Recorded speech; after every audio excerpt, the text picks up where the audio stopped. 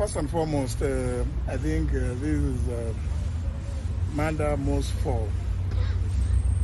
What has been described by Honorable Manzo is something quite gruesome. And I think it is only fair that at this point in time, the country should shelve all other business they have to discuss this matter of abductions and extrajudicial killings.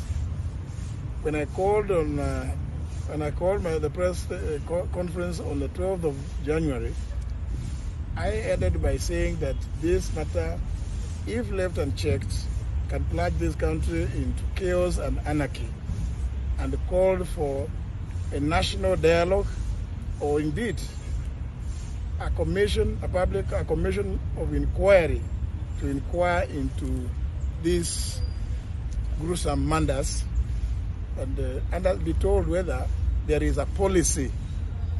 I'm not aware of it. I sit in government. I'm not aware of any policy that supports abductions and extrajudicial killings. And it is not right that parents like these ones and relatives can stay for periods in excess of 40 days looking for their loved young ones. And we sit somewhere claiming that we are discussing matters about the economy of this country. Economy for who? If we are killing them, abducting and killing the young ones, so who are you doing the economy for? This matter needs to be taken with the seriousness that it deserves. And you know, I said, I was lucky that when my son was abducted, I was able to reach the president, and he immediately ordered Nuruddin Haji to release him. And Nuruddin went ahead and released him. How about these parents and relatives who cannot reach the president? It is something that is so serious that we must shelve all other things that we are doing, because I do recall that during the campaigns, we went around the country saying that abductions, extrajudicial killings would never happen at our watch. But now it is happening. It has been happening, and we are trying to normalize it as we are here mourning and grieving about these four who have gone missing. We are also aware that 2 young men were killed in Nakuru. In circumstances that are very clear that those involved are security personnel. I want to say we cannot be told that the police do not know. Our police is known to be one of the most efficient in this region.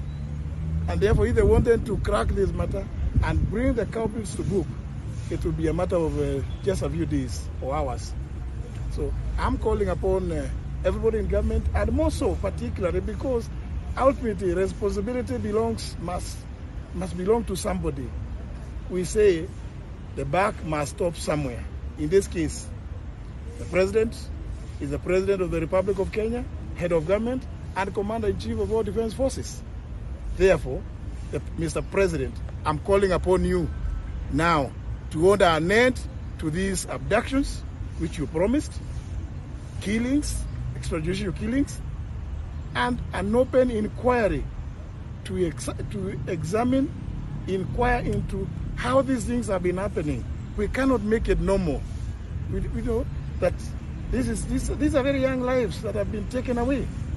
What do you think the parents of these young ones are feeling? Everybody must put themselves in the shoes of these parents and relatives who have been agonizing. Did they enjoy Christmas? They could not, when everybody else was enjoying their Christmas. Surely, this must be something that we must take to the next level, where we must involve in a commission of inquiry, which must include people from all sectors. The law society should come up, be part of that commission of inquiry, religious groups, and the civil society groups like Amnesty International and others, Kenya Human Rights Commission.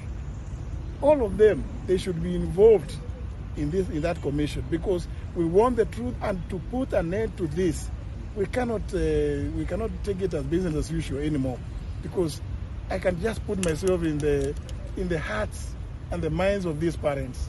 You've seen one of the fathers here. It's not